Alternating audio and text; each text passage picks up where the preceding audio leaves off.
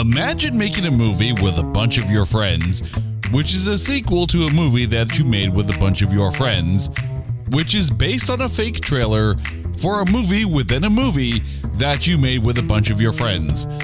Surprisingly, we're not talking about a Kevin Smith project. Nope. We're going to grind this episode right out of the house and prove to you that 2013's Machete Kills is not that bad.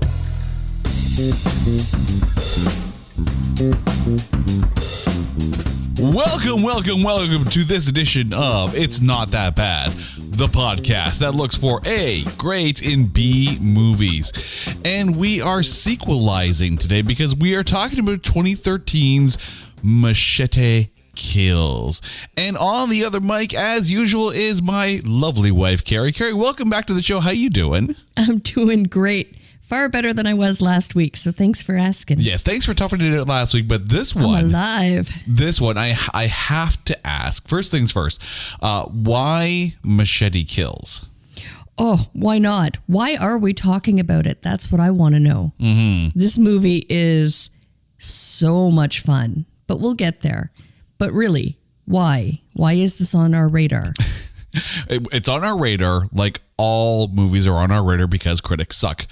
But I have to point out, though, in preparation for this episode, normally we'll watch the movie once, maybe twice. Carrie, I have to ask, how many times did you watch this movie over the past week in preparation for this show?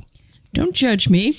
No, I'm judging. Okay, the first two were purely for research, and the other 45 were because I forgot how...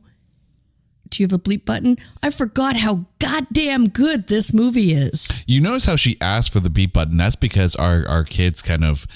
They admonish us for swearing on the show, which is why we censor it. It's really for them. We have no problem saying... but it's for them. So the beeps are for the kids.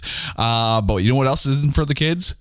What we're about to do with this film, because we're going to take 2013's Machete Kills and trailerize it. Machete don't text, don't smoke, don't tweet, don't fail, don't joke. Machete just kills. And this time, he kills a lot. Danny Trejo once again picks up the blade to slice his way through bad guys, bad dialogue, bad CGI, and badass babes in the sequel that begs the question, who used the machete better, Machete or Jason Voorhees? Danny Trejo returns as Machete, a former federale, feared by all, except everyone he has to hunt down. Last time, he was sent to kill a senator. This time, he's on presidential business, and he's all business. With an over 100 body count, Machete puts the fun in funeral. Trejo returns in Machete Kills. Rated R. Because Machete don't PG. Still not for the kids. Still not for the kids. Definitely not for the kids. And by the way, I did look it up.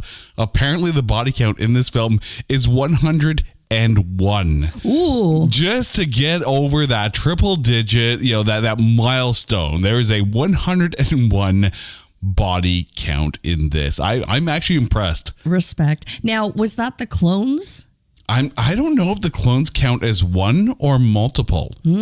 That's a very good question. And whoever actually did, went through and actually numbered off the body count, A, kudos to the dedication for that. But B, I wonder if there's an asterisk on that 101? Now you've got me curious. Dear Robert Rodriguez, inquiring minds need to know. We do. We need a clarification on this one. I'm starting to wonder what Robert Rodriguez would say about that. We'll have to tag him on this one and say, by the by, apparently there's a 101 body count. Do you count the clones as the same body? I'm now curious about that. But let's get through who's in this movie. It stars, and there's a ton of actors in this. It stars Danny Trejo, Michelle Rodriguez, Mel Gibson, Amber Heard, Jessica Alba, Damian Bashir, one Carlos Estevan, who you probably know better as Charlie Sheen, Vanessa Hudgens, Lady Gaga, Antonio Banderas, Cuba Gooding Jr. Like the list goes on and on, but there's an almost starring in this one, because the role of Miss San Antonio, as played by Amber Heard, was almost played by Michelle Williams, who you probably remember best from Venom. You know what?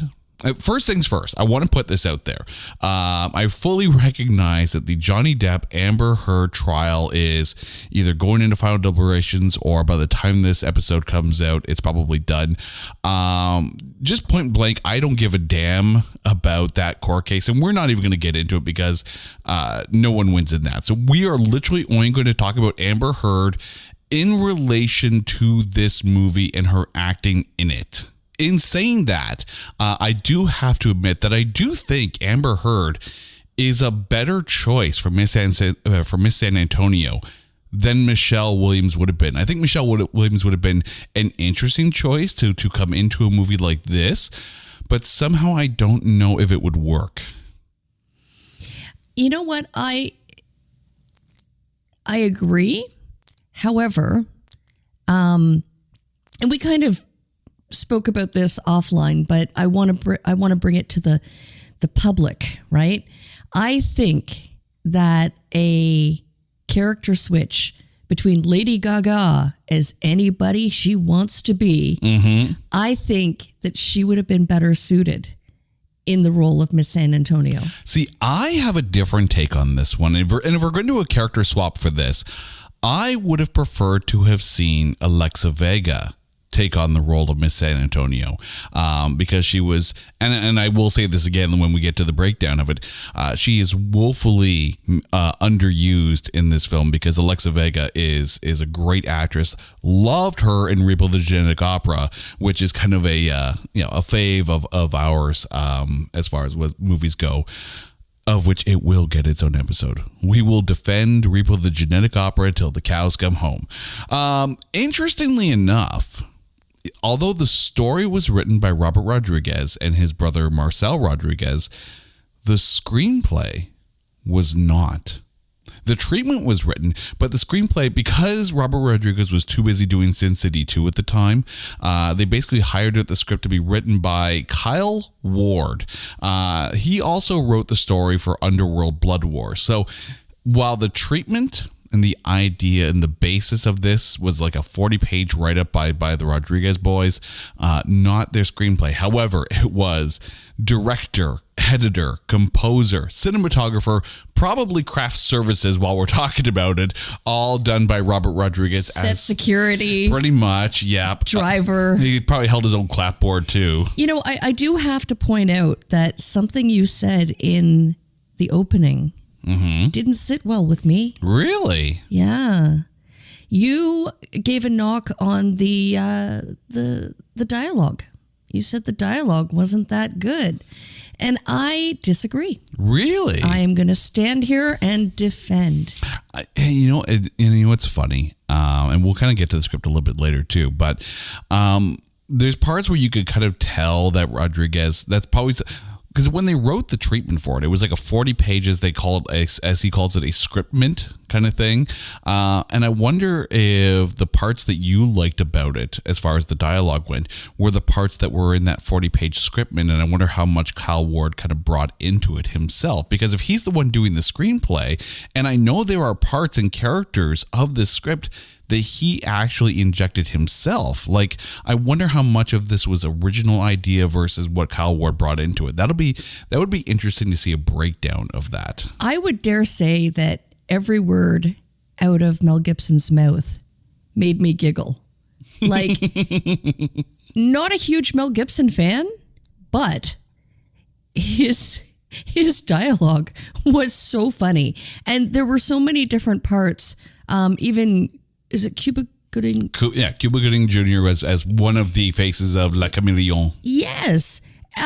Where he was like, Lady Gaga. Yeah, or eventually Antonio Banderas or Walter Goggins. There were 4 faces to La Chameleon. I know, but where he's like, I was just starting to get used to this one. Like, like, oh my God, there were so many different little nuances to the dialogue. See, here's the interesting thing. La Chameleon was a character that was put into the script by Kyle Ward. La Chameleon was apparently not in the original 40-page scriptman. So this was completely brought in by the outside writer and not from Robert Rodriguez. Obviously, the actors that all 4 actors that played La Chameleon kind of brought their own take to it and brought that to life. But it's fascinating that you bring that up because that wasn't from the mind of Robert Rodriguez, that was from the mind of Kyle Ward. And again, I don't hate on his take, his perspective on it, his writing. Mm-hmm. It was funny. And it was, he made light of some really dark and it was fun. Mm-hmm. Respect. Now, we do have to bring up the fact that someone from this film got a Razzie nomination. Nominated for Worst Supporting Actor at the Razzies that year was Lady Gaga. Now, she actually lost to Kim Kardashian for, and I'm not even kidding on this movie title here, Temptation, Confessions of a Marriage Counselor. Yeah.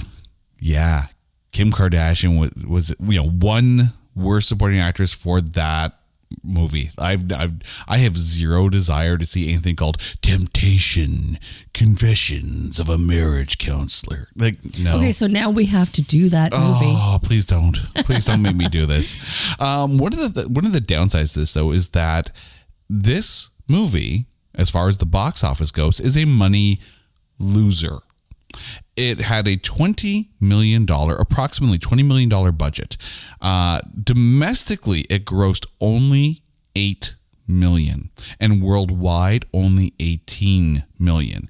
When it was released in theaters on the weekend of the October 11th, 2013, it debuted at number 4 with about $3.8 million. To put that into perspective, the next movie, number 3, made $10 million more in the box office in its third week, and that was Cloudy with a Chance of Meatballs. The highest grossing debut that weekend was Captain Phillips, only at number 2. Gravity raked in $43 million in its second week, sitting at number 1.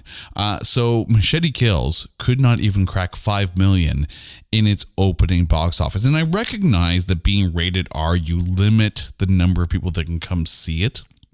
And I also recognize that it probably has a bit of a niche audience when it comes to the box office. Like, Machete Kills to me is not the kind of movie that's going to kill on the big screen. This is one of those ones that's kind of made for DVD releases and the like, and for streaming. But under 4 million in opening weekend and 8 million only domestically, that seems harsh. Yet for how much it took to make, it was still a money maker. No. $20 million budget, $18 million worldwide gross. It lost $2 million when it comes to box office. Those numbers are far different than what I had found. According to thenumbers.com and according to IMDb, $20 million budget, $18 million gross worldwide. Huh. Interesting. I checked up Robert Rodriguez's Wiki page. Now, see, Wiki. Exactly. Wiki has steered me wrong. I thought it was a $7 million budget. No, it was approximately a $20 million budget, according to both thenumbers.com as well as IMDb. Well, that's probably, paychecks. Well, I mean, let's be honest. So anyone can make a Wikipedia page about this podcast and say that, I have the worst trailerized voice, and by the time this actually comes out now, that'll probably be like Wikipedia. If it's not that bad, it's a podcast where the host completely sucks. They're probably not wrong, but we'll go with that. But let's talk about why we're talking about this film, and that's because critics suck a donkey ass here. This film has a Metacritic score of only 41. And it's over on Rotten Tomatoes, a 34% audience score with a 29% tomatometer. Now, I don't think it's, any stretch of the imagination to think that the critics are going to come out and go, oh, Machete Kills is the greatest movie of all time, 100% certified fresh, because it's just not that kind of film. I don't know why I went into that voice, almost like, angry, sarcastic Mickey Mouse, talking about the critics. Kind of like a puppet from the Muppet Show. Oh, great. Now I'm doing Muppet voices here. Although I like the idea of sarcastic Mickey Mouse. Oh, I don't think I'm going to have this movie on my list at all. Oh, you. Nice. I can't believe I just went there. But hey, here we are. We just bleeped Mickey Mouse. I'm all for it. But let's get to the breakdown of this film. And we have to start with Machete himself, Danny Trejo. I don't know what it is about Danny Trejo. I cannot help but smile no matter what role he's in when he's on screen. I had the wonderful opportunity of when he was doing his book tour, I attended one of his, it was online, but it was a Q&A with a public library, I believe in, I don't know, somewhere in the States. Anyways, amazing. And just to hear him speak about his life stories that led to this book and the writing of it. And it was actually co-hosted by Steve Buscemi. And just, hearing how incredibly humble and down to earth he is. And I really kind of see that in the character of Machete, strangely enough, aside from being a genuine article, Genghis Khan, high caliber people upper. To quote Mel Gibson. He really seemed like unfazed by anything and everything that was being thrown at him. The double crossing, he didn't even necessarily know who he could trust by the end of it. It was seemed like everyone was out to get him. And, as the story unfolds, and he was just so even keel about it all. I just find it funny. And I mean, we know Danny Trejo, can play in serious films and horror films and the like. And basically I've lost track of the number of times I've, gone through a streaming service and say, oh, Danny Trejo's in this and that and this. He's got a huge filmography. He's been in a ton of films, and I don't know what it is. Despite the tonality of the films that he finds himself popping up in, I always seem to enjoy Danny Trejo when he's in more comedic roles. Just because there's just something infectious about Danny Trejo having fun. The funny thing is, even though he is the most serious person in this film, he's mean mugging literally the entire way through this film, and yet for some reason Danny Trejo has this ability to make you smile through it because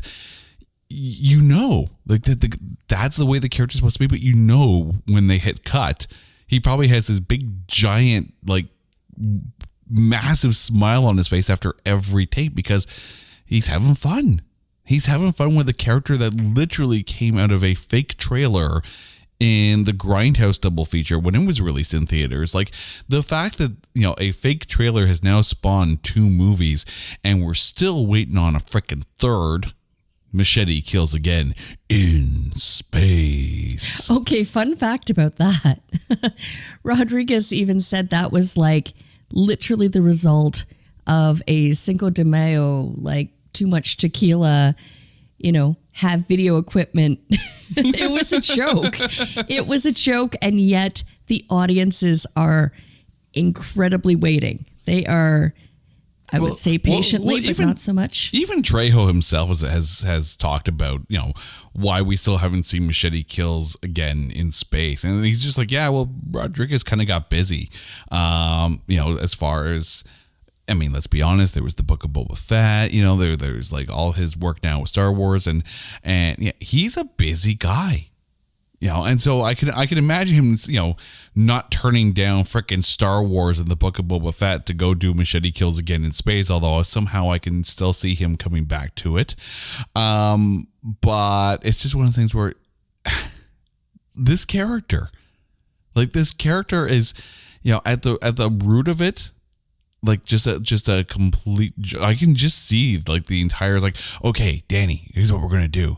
We're going to give you a big knife. We're going to call you Machete, right? And we're just going to do a fake trailer. And how that spawns into 2 actual films, I got no clue, but I love it. I absolutely love it. And Danny Trejo there is no other Machete whatsoever. And anyone else in any other movie should never be allowed to use a machete. It now belongs to Danny Trejo for all. Like Jason Voorhees may well just handed him the machete from Friday the 13th. Just said, here, I can no longer outdo this. It's like passing the torch. Pretty much. I wonder what I have to go back and take a look at when that Friday the 13th remake came out. Because I wonder if it's one of those things where once Machete came out, Jason Voorhees just retired, said, I'm done. I can't top that. I just can't top that. Let's talk next about Amber Heard. By the way, spoilers for this film. If you haven't figured this out yet, spoilers for this film. Here's the thing with Amber Heard. Her character does like the full on double cross by the time you get to the climax of it. I found she was better before the double cross. Once the double cross happened, it became almost like bad comical. But before that, it actually wasn't that bad. I didn't mind Amber Heard, but then as soon as she tried to be badass, it didn't work. Yeah, I look at it differently. From the onset, from the first scene where she meets Machete, the man, the myth, the legend, and within like, what was it, 10 minutes of the scene? Put your 3D goggles on, guys. 3D glasses. No, you know what? you can't put the 3D goggles on without the porno riff. Porno music also overused in this movie. Porno music is never overused. Never, ever. You should just hang your head in shame for even suggesting the fact that porno music is ever overused. Okay, Amber Heard. And again, I don't think she was awful. I think she has a place in this movie, and I don't think it was Miss Antonio. I think she was almost rushing through the script. She had her lines memorized, but she wasn't quite there. She wasn't present in the scene. It was just, she was like just blurting out the lines, right? And there was no like feeling behind it.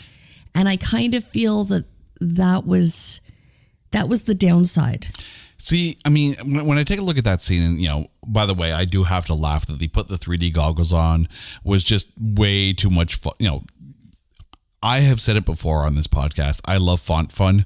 Whenever they put words on the screen to kind of almost be like the director's voice as far as joking along with the audience goes. So when, they put up, put your 3D goggles on now right before the weird, trippy hallucination, they went to like the Doctor Strange paint world sex scene kind of thing. I just got a kick out of that. But I think in the beginning, like when we first meet Miss San Antonio, there's that level of sass that you would expect out of that kind of character. Like her undercover is as a beauty pageant model, and that level of uber sass, uber confidence kind of worked at that point. And then of course, when she was, as working as Trejo's handler, even though she's still kind of, just before the double cross, it's once she gets to the double cross. And there's one part that I don't even know why it still stayed in the screen or stayed in the cut where, they're attacking Mel Gibson at the, at the launch of the space shuttle and all that. And then they cut to Amber Heard, who's at this point full double cross working with Mel Gibson. And she kind of shuffles backward like a cartoon character. I'm like, what is going on? Why are you doing this kind of thing? That part didn't work for me. Like I said, I didn't mind her beforehand, but I do agree that she's a better choice than Michelle Williams. I don't know if Michelle Williams fits that. And even though I said I could see Alexa Vega in that role, I don't know if Danny Trejo could do that because of course, Danny Trejo and Alexa Vega have worked together since like the Spy Kids days. I don't know if you could have that scene and have them take it, maybe a little weird for them. I can only imagine that being a little weird. I do think they could have swapped roles with Lady Gaga. I think Amber Heard would have been great in that part of La Chameleon. But I don't know if Lady Gaga would work in that. Maybe. She probably would. Oh, she would. She would have been wonderful. Let's be honest, Lady Gaga can do pretty much anything she wants to. I think the lines would have been funnier. I think they were intended to be funny. When, she's a beauty pageant contestant or queen. She's a beauty queen. And when she's on stage and she's delivering the, her acceptance speech or her nomination speech. And then like the scene with Machete where she's like, fuck world peace. I'm like, that would have been so much funnier. It would have been so perfect if delivered by Lady Gaga. Lady Gaga. As anybody she wants to be. That's pretty much it. Just have a movie now, like pull a, what was the Eddie Murphy one? Was it Nutty Professor or something like that? Or whatever it was where he played like every single role. Just do that for Lady Gaga. Let her play everybody. And yes. We're fine with that. Machete. Yeah. Huh. Fascinating. Yes. We could do that. Yep. Yeah. Give it a try anyway. That'll happen in space. Since we mentioned him, let's talk about Vaz, Mel Gibson. The fact that this character was written with Mel Gibson in mind, he brought a lot of that early Lethal Weapon charisma and crazy to the character, and he just soaked up the scenery in this. I absolutely love that he was kind of his own storyteller. Like his lines, the way they were written was so third person that it was kind of like he's literally like painting the entire scene with his dialogue, and it was so funny. Yeah, it was so brilliant. And that's the thing, like the fact that he's almost on the on that verge of the his resurgence there, and then appearing in Expendables and whatnot. Like he's just having fun with this. Like he recognizes, I think, that the whole movie is very tongue in cheek and very, very self-aware that while it's an action film, it's more a spoof of the genre in itself. So he can go in and not have to, feel like he's doing an uber dramatic role or he's the action hero again. No, he's in a fun movie that makes fun of the genre, but has fun with the genre. So he can sit there and soak up the scenery and be, completely outlandish, out there, and over the top, like you mentioned, almost not necessarily referring to himself in the third person, but almost narrating his own backstory, complete with sound effects and the whole works. Like he was allowed to have fun. And when the actors are allowed to have fun, it comes across and it makes you enjoy it more. And I really enjoyed Mel Gibson because he's so like, the opposite of Danny Trejo in this. Like Machete is just like, literally like rock solid, stone face, unbeatable machine of a man. But again, he was so even keel, I mean, he could have been angered by the double crossing and by basically being kidnapped by this crazy man, all while learning of his devious plans. It's like at no point did he get angry, even though he had to kill many a clone, right? And that would have been frustrating, you would think, but no, not Danny Trejo, not Machete. Not Machete. Machete, don't anger. Machete, don't emote, basically. We did have an appearance from Jessica Alba at the beginning of the film. And of course, Jessica Alba was like one of the main stars of the first Machete film. And again, she was absolutely wonderful in that. And she's also wonderful in this as well. And, it's sad to see her character, have to get killed, just as a way to kind of motivate and whatnot. It's not necessarily a fridging per se, but it's still like, you kill the girlfriend to motivate the hero. Okay, it's sort of a fridging, but it was... Jessica Alba is just always fun to be, like, literally the best badassness aside from Michelle Rodriguez in the first one, and that still carried through in this one. Mm-hmm. She really was badass. Like, she was a strong lady, and it was really actually sad when she was killed. Like, it was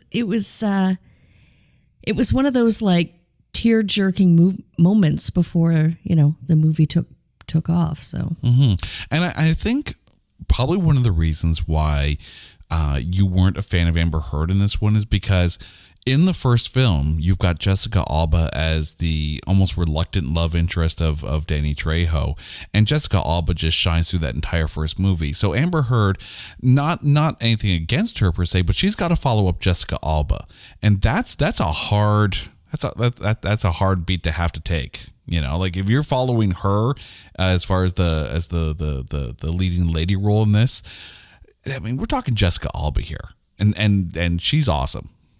Like, and that's not a slight on Amber Heard. I'm just saying, like, you got to follow Jessica Alba. You got to bring the A game, and I don't know if that happened in this one. How about the introduction of Carlos Estevan, or better known as Charlie Sheen? I don't know about you, Mr. President, El Presidente. Yeah. Which I find funny because, of course, his father, Martin Sheen, played the president in The West Wing. And, of course, he was also the vice president in The American President, which is just a gem of a film. I could not watch Charlie Sheen in this role and not hear his father's voice come out of it when he's like, I'm the president. I'm like... This is the line Martin Sheen wanted to say on TV on The West Wing, I'm probably sure. But he I think Trump wanted to say that too a few times, but he probably did. Oh dear, you went there. I just did. You went there. We're gonna cut that. I would rather have Carlos Estevez as the president. But he was fun in this role. Like, it's because, again, like, he recognizes that this isn't the movie to be taken seriously. And I do think that's probably the reason why maybe the critics kind of rated this lower than the original. The original Machete had, you could argue that there was quite a bit of social commentary in the first Machete film, especially considering all the talk about immigration and whatnot. There was that level, that underlying theme of social justice and social commentary, and here it's just freaking balls to the wall, like fun, blood and guts, and the whole works. And Charlie Sheen as the president is almost the perfect president for that role, and he soaks it up. He has fun with this. Like, I can just imagine what the set was like during the month it took to film this. Speaking of fun, though, we need to talk about Sofia Vergara, who was the boss of the brothel in Mexico where they find Vanessa Hudgens' character. Oh my God, so much crazy, And to quote Austin Powers, she's got machine gun jubblies, baby. Like, to see her go full on crazy in this. Again, the tonality of the film actually calls for it. Like, I'm totally fine and all on board with her just, screaming out in absolute anarchy. I loved it. Oh, she was perfect. I mean, the role was literally, I couldn't picture any other actress in that role. No, I mean, and you want someone who's loud. You want someone who's completely out there. And maybe Salma Hayek. see, you know what's funny? you mentioned Selma Hayek, and as I was watching this, I was continuously mentally drawing comparisons to Once Upon a Time in Mexico, which of course is a sequel directed by Robert Rodriguez to Desperado, which of course that stemmed from a smaller film, El Mariachi. So kind of like how this was spawned from the original trailer of Machete and Grindhouse, and then became the full length movie, and then the sequel. I equated Selma Hayek more to Michelle Rodriguez in that, because the parallels are quite simple. And let's be honest, Michelle Rodriguez and Selma Hayek are both equal level badassery. And if this movie was made around the same time as Once Upon a Time in Mexico, I would not be surprised to see Selma Hayek take the Michelle Rodriguez role, or to the same token as well.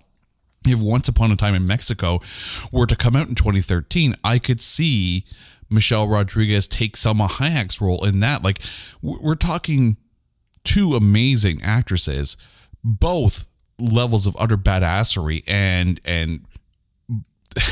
forced to be reckoned with on screen. Like, the parallels between Once Upon a Time in Mexico, and I have to point this out, right?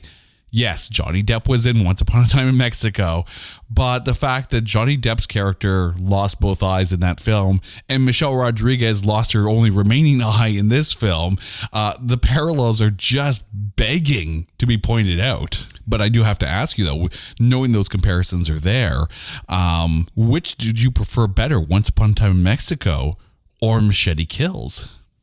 Oh, that's not a fair question. It is a fair question. No, it's not, because one was written with the intention. Well, one's a comedy. Yes, let's be honest. One's a comedy, and one is just a badass drama. And like, that's the fine. Like, I love Once Upon a Time in Mexico. I think it's great. So do I. Yeah, and I don't make me choose.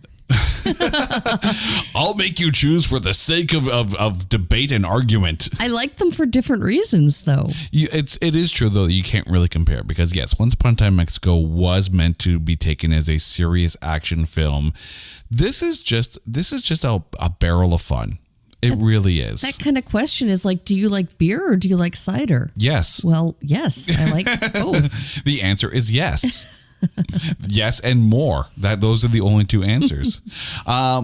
Speaking of the bad guys, though, let's talk about Damian Bashir, who played Marcos Mendez, which I find funny that we're covering this film, of course, after the run of Moon Knight. Another person that had multiple personalities, obviously nowhere near the seriousness and the detailedness of the character development of Stephen Grant / Jake Lockley / Mark Spector in Moon Knight.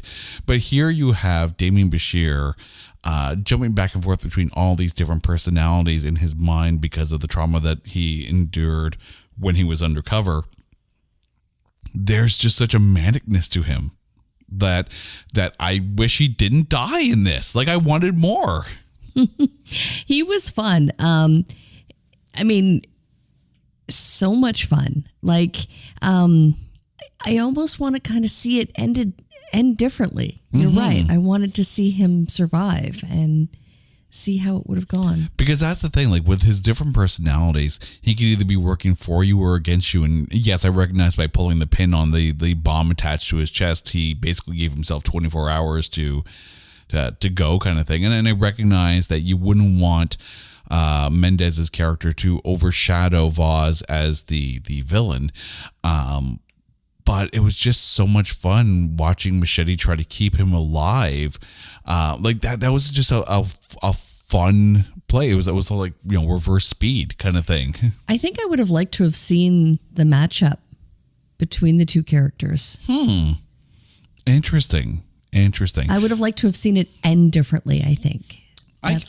I can see that. And even though it kind of ended with us begging for Machete Kills again in space. But yeah, no, that was just a fun part of the movie. The fact that he had to keep Marcos Mendez alive in order to be able to make sure that the trigger in his chest that would have, activated the missiles to go blow up Washington.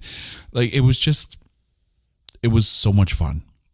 because of course, it's Danny Trejo not having to kill. Like Machete couldn't kill him as much as he probably wanted to. It's just so much fun. Things got complicated. Things got very complicated. Thanks, Doctor Strange. Things just got a little out of hand. That's the second Doctor Strange reference you dropped. Yeah, well, I do have to, get my Marvel stuff in. Stay on target. Well, Focus. Normally it's a Star Wars reference, but the fact that Vaz's character just loves his Star Wars and drives around in a land speeder and there's light machetes kind of thing. By the way, lightsaber machete needs to happen in some kind of future Star Wars thing. It just needs to be. But we did, technically speaking, though, since we're talking, the Book of Boba Fett, we did, technically speaking, get Machete in space because, of course, Danny Trejo was in the Book of Boba Fett. So we did. We got Machete in space. And I'm all here for it. Let's get back to Michelle Rodriguez, though. One of the few carryovers from the original Machete. Just soaks up the scenery every time. Like, just straight up badassery and an eye patch. Loved her. Definitely. Oh my God. Like, yeah, like I really wanted to see more of her character. Mm-hmm. Like, I think she was really underutilized. I mean, obviously she was front and center for the first Machete film. I do think it was wise to hold her back a bit because obviously she's not on the Mexico side. She's on the American side, and she's still working with the network to try and get people across the border and whatnot. So it makes sense that she didn't cross over into the border. And of course, there was that shot where she's watching the satellites and tracking Machete. But the thing is, like, let's be honest here. As much as a lot of these these characters like the Charlie Sheens and the Mel Gibsons, they're having fun because they know they can have fun.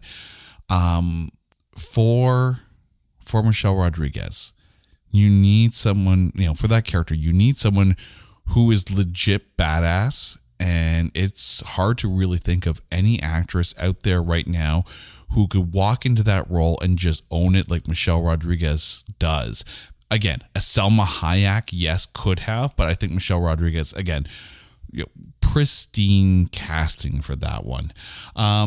Let's also talk about El Camaleon, the face-changing, basically assassin for hire, as played by all four here: Walter Goggins, Cuba Gooding Jr., Lady Gaga, and Antonio Banderas.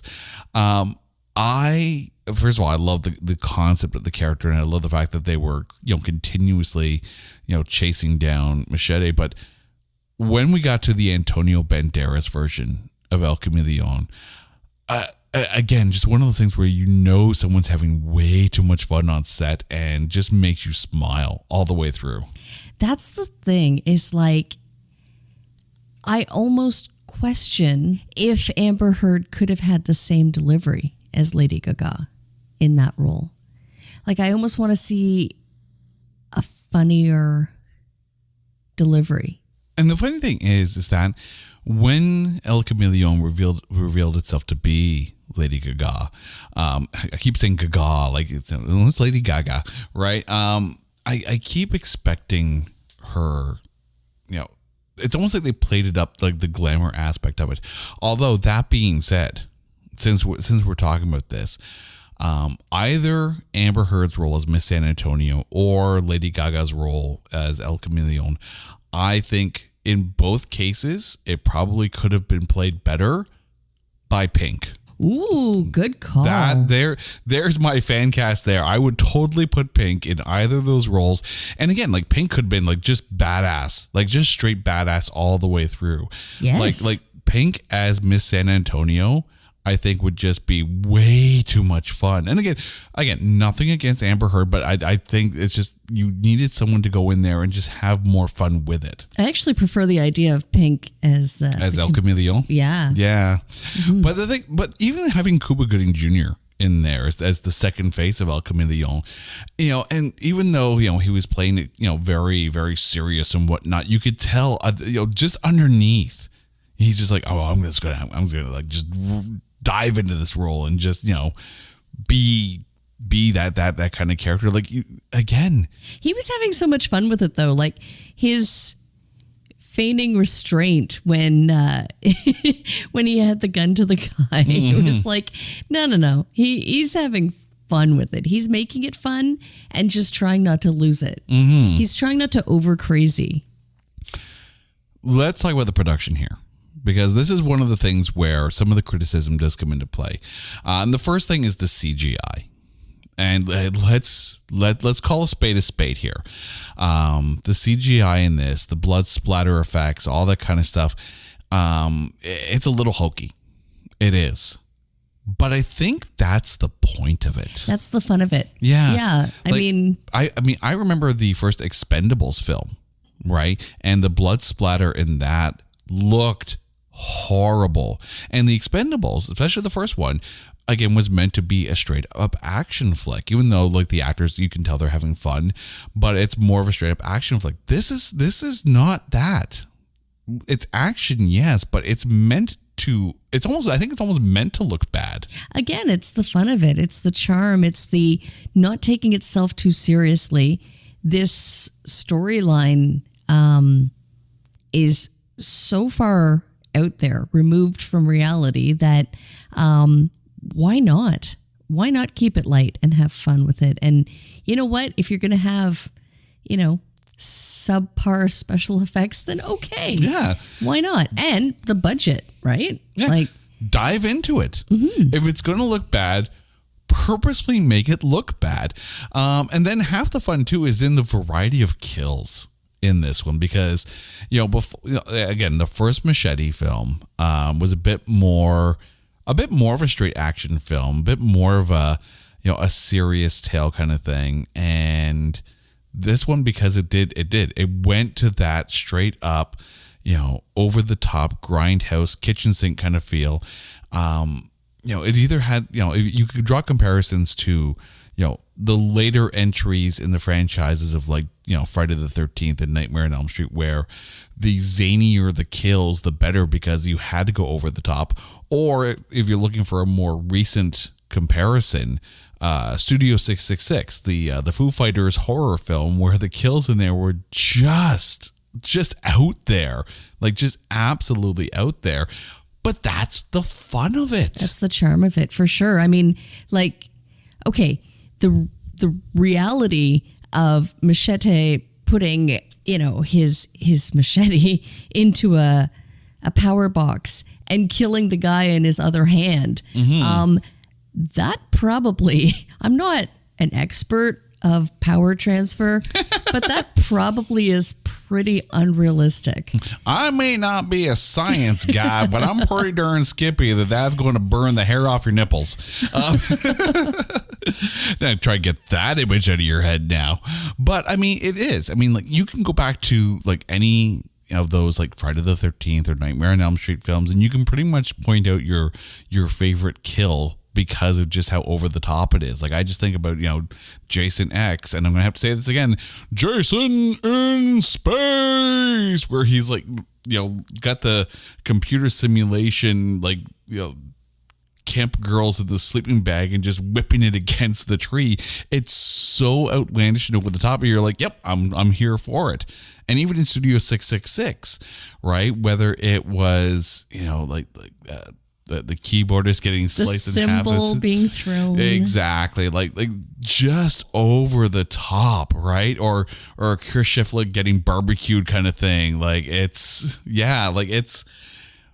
be over the top. Like the fact that Machete's like attaching harpoons to guys and letting them fly up into the helicopter blades, or he's using the grappling hook and shooting into the helicopter blade and then spinning around with the helicopter with his machete out and chopping the heads off of Vaz's goons.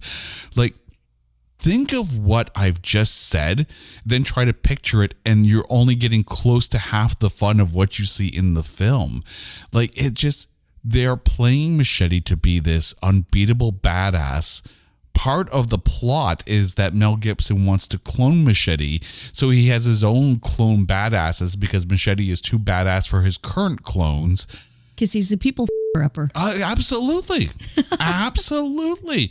Like, go have some fun. Like, think of the most crazy way you can kill someone in film. It doesn't matter how bad it looks, because the worse it looks on screen with your CGI and whatnot, the funnier it's going to be. And that's the I don't know if the critics really got that out of this. Oh, to have been a part of the writing team.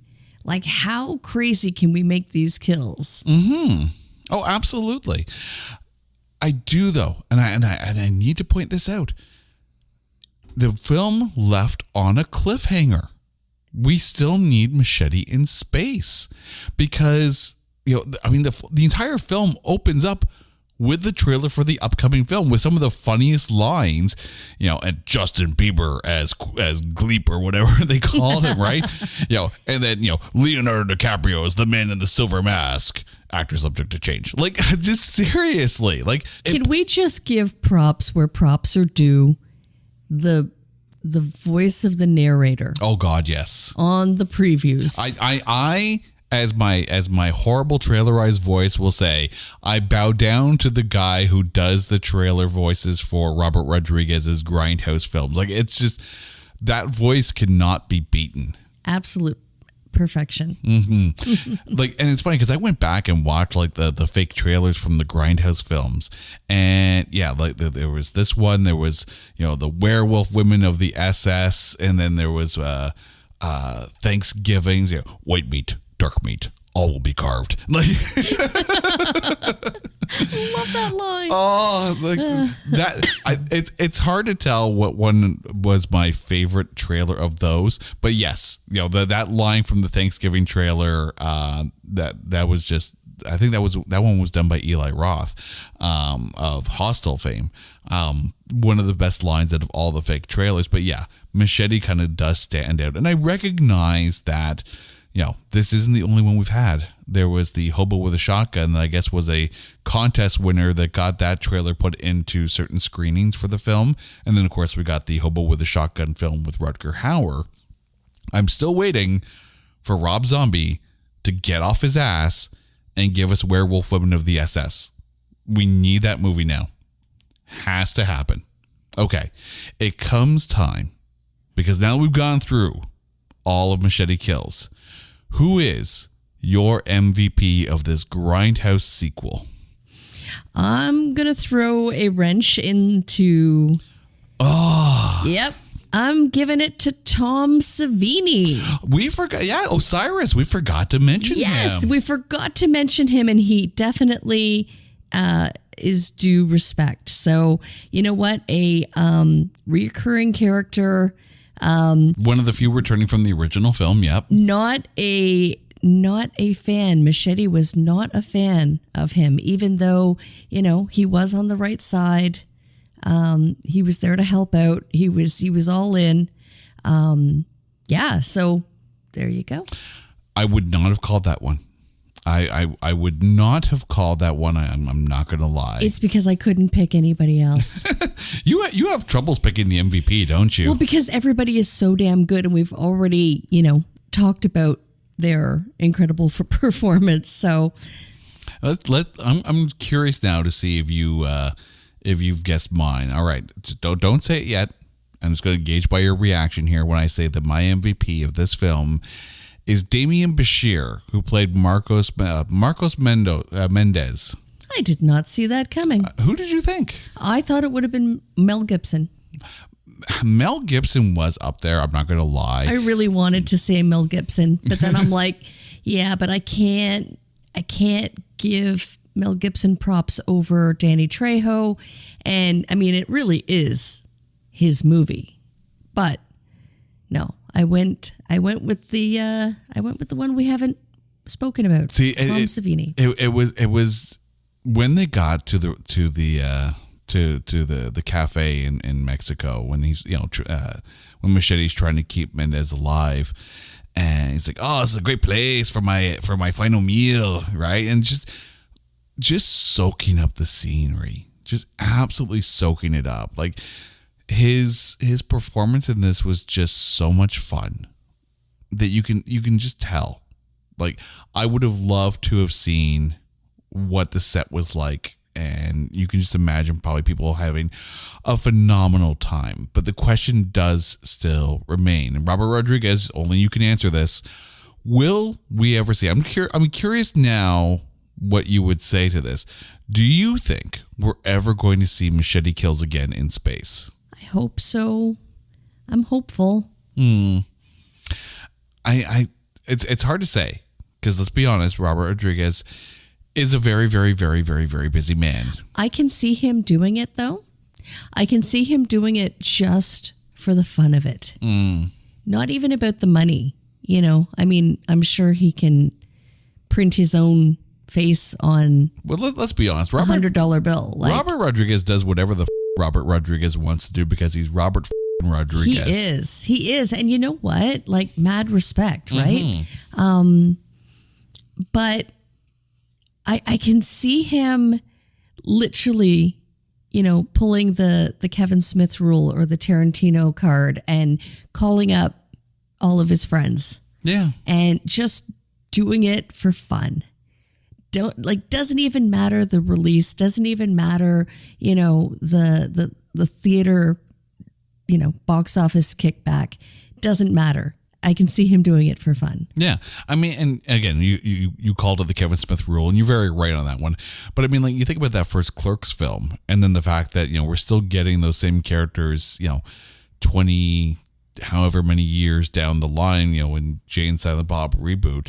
And yeah, with Robert Rodriguez, you're seeing, you know, the just the continuing work with some of these actors. I can absolutely, and I hope, I really do, because I want that trilogy finished. So script it. What's the storyline? Who's left? Well, I mean, it's still there, right? I mean, Voz is up in space. He's got Michelle Rodriguez with him, and you know, all the people from the network, and he's got all the people that he's kidnapped. So then he's got to go up into space, and of course, there was already the blood on the sword from their last fight from each other. So of course, Voz is actually able to clone Machete. So Machete has to fight himself. It's going to all be in space, and I want to see this happen. I want to see that. I need to see the story finish. That's the thing. Like, this is one of those few films that has called its shot for a sequel, and we don't get it. Masters of the Universe did it. We didn't get one. The Adventures of Buckaroo Banzai in the Eighth Dimension, they called it. We didn't get it. And I think if I remember correctly, I think The Adventures of Remo Williams did it as well, and we didn't get a sequel as well. So there was a series of movies. Oh, and Mac and Me, I think, did it too. There was a series of sequels or a series of movies that called their shot on a sequel, and we never got the sequel. They put a damn trailer in the movie for the sequel to start and end the movie. Like, that's bookended that way. We need the sequel. Robert Rodriguez and Danny Trejo need to get back together. We need the sequel. So please let us manifest this into reality. Carrie, thank you so much for joining in and literally watching this movie about 20 times at least. Like, I don't know how many times I've walked by and all of a sudden I hear, the beginning of the film is like, it's like galactic and like just so much fun. Like just the knowing that the dialogue can be so much out there. And to you, our listeners, thank you for listening to this episode of It's Not That Bad. Now, here's the deal. If there is a movie out there that you think is unfairly maligned, or if you think it's so bad that there's no way in hell that we're ever going to find anything good to say about it, well, we'll take that challenge. So hit us up on Twitter at NotThatBadCast. Let us know the movie. We will watch it. We will dissect it.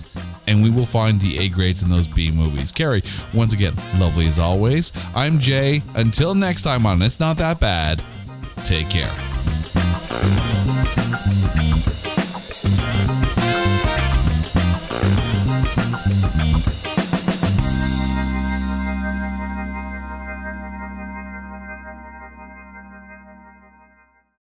Hey folks, Stefan Shirazi and Renee Richardson here from the Metallica Report. And we are proud members of the Pantheon podcast family, where the best of music and podcasts unite. We've got something pretty cool for you. We're giving away an exclusive Metallica merch package worth over $250. That's a whole lot of Scary Guys, Skulls, M72, and other sought-after Metallica swag. And we've made it easy for you to win. Follow and share the Metallica Report, and you're in the game. Go to pantheonpodcast.com/Metallica, enter your email, and hit that button to be entered to win. And just like that, you're eligible for our monthly exclusive Metallica merch package. And guess what, rockers? You can enter every month, so just do it. And while we love our global brothers and sisters, the lawyers won't let us ship outside the U.S.